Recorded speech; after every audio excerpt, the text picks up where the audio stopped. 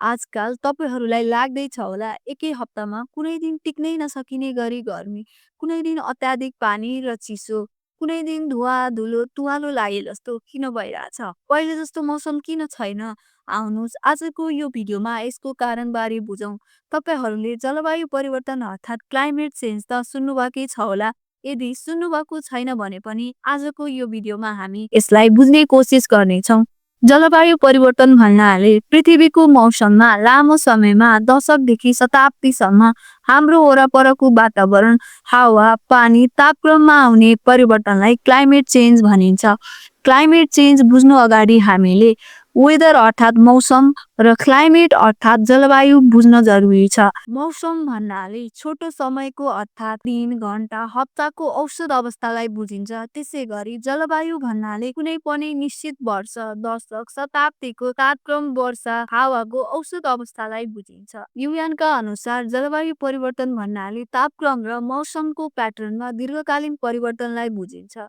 मानव क्रियाकलाप जस्तै कोइला, तेल, ग्यास, फोसिल फ्युल जस्ताको जलनबाट जलवायु परिवर्तनको मुख्य कारण हो। प्राकृतिक तथा मानिसका विभिन्न गतिविधिहरूबाट जस्तै गाडीबाट निस्कने धुवा धुलो, रुख बिरुवा काट्ने उद्योग तथा कारखानाबाट उत्सर्जन धुवा धुलो, ग्रीन हाउस ग्यासबाट पृथ्वीको तापक्रममा परिवर्तन आउँछ। यसले जलवायु परिवर्तनलाई बढावा दिन्छ। जलवायु परिवर्तन बारे त बुझ्यौं, अब हामीले जलवायु परिवर्तन भएको छ कि छैन अथवा हाम्रो वरपरको वातावरणमा जलवायु परिवर्तनले असर पारेको छ कि छैन कसरी थाहा पाउने त?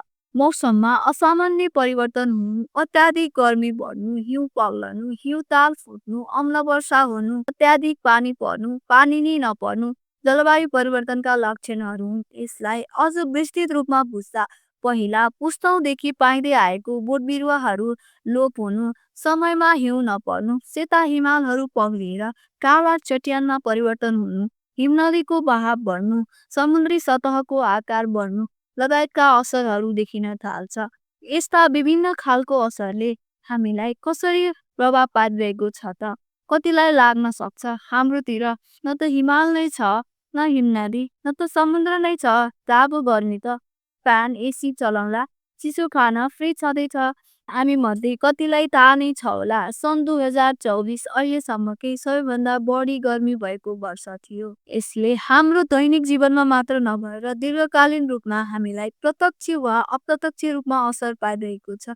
जस्तै अत्याधिक गर्मीको कारण घर बाहिरको काम गर्न गाह्रो हुने, बाढी तथा पहिरो, सुक्खा खडेरी, आगो लागि, कृषि प्रणालीमा असरसँगै हाम्रो मानव जीवनमा विभिन्न स्वास्थ्य समस्या देखिन थाल्नु, वायु प्रदूषणका कारण श्वास प्रश्वासमा गाह्रो हुनु, सरुवा रोगमा वृद्धि हुनु सँगै हाम्रो आर्थिक प्रणालीमा पनि प्रत्यक्ष असर पारिरहेको हुन्छ।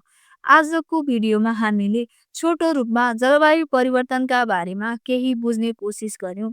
अब आउँदा दिनहरूमा म यसलाई विस्तृत रूपमा हजुरहरूलाई यसले हाम्रो दैनिक जीवनदेखि भावी पुस्तासम्म जलवायु परिवर्तनले कसलाई धेरै हानि गर्छ र किन र कसरी यसमा नेपाललाई पर्ने असर लगायतका सामग्रीहरू प्रस्तुत गर्दै जानेछु।